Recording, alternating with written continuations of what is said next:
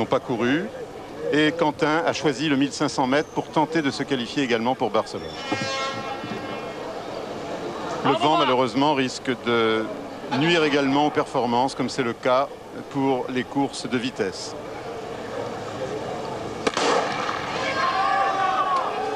Voilà, bon départ à la corde de Sylvia Degnaud. Avec le maillot vert à la corde. Mais Viviane Dorsil, tout en noir, a décidé de faire le train elle-même. Record de France, je vous le rappelle, 1 minute 59 secondes 32 avec le vent qu'il y a aujourd'hui. Pas question, bien sûr, de l'approcher, mais elle voudrait tellement descendre sous les 2 minutes qu'elle a décidé de prendre un départ ultra rapide. Et d'ores et déjà, il y a la course de Dorsil et la course des autres.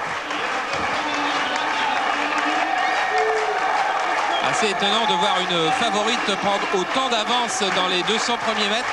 Et au passage aux 400 mètres, elle aura quasiment 15 mètres d'avance. 56-68. C'est très très vite. C'est un temps normalement pour réussir une 1056 ou une 55. Bon, donc la ligne droite va être très très difficile lorsqu'elle va l'aborder face au vent tout à l'heure. Ça va monter comme on dit, mais en attendant, alors qu'elle est maintenant aux 500 mètres, elle est toujours superbe. Elle a une foulée extraordinaire. Le peloton est à 25 mètres d'elle. Elle est largement sur les bases du record de France. Mais comment va-t-elle finir? Ou alors on assiste à l'avènement d'une immense championne de demi-fond, ou alors elle va s'écrouler dans la dernière ligne droite. 600 mètres, elle est toujours dans les temps du record de France. Largement dans les temps. C'est là sans doute que sa foulée va commencer à devenir plus heurtée, ou c'est là que le demi-fond français est en train de trouver une de ses plus belles championnes. Tout le stade est en train de l'encourager. Et là, d'un seul coup, la bouche devient ouverte, mais elle est toujours dans un bon temps. Une 48 seulement pour le moment, mais que c'est dur. Oh, que la foulée se rétrécit, que la foulée devient basse. Une 55, ça sera difficile d'être sous les deux. Et elle va se battre, oui.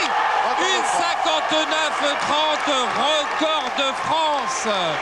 Pour 2 centièmes, on va attendre la confirmation officielle du temps, car vous savez, entre notre chronométrage et le chronométrage officiel, il y a quelquefois un petit centième, quelquefois 2, c'est même arrivé 2, alors on ne va pas vendre sa peau, mais je crois qu'il est confirmé. 1 minute 59 secondes 30, ça a l'air d'être le temps officiel. Ce qui est sûr, c'est que c'est record de France. Record de France pour Viviane Dorsil qui court avec le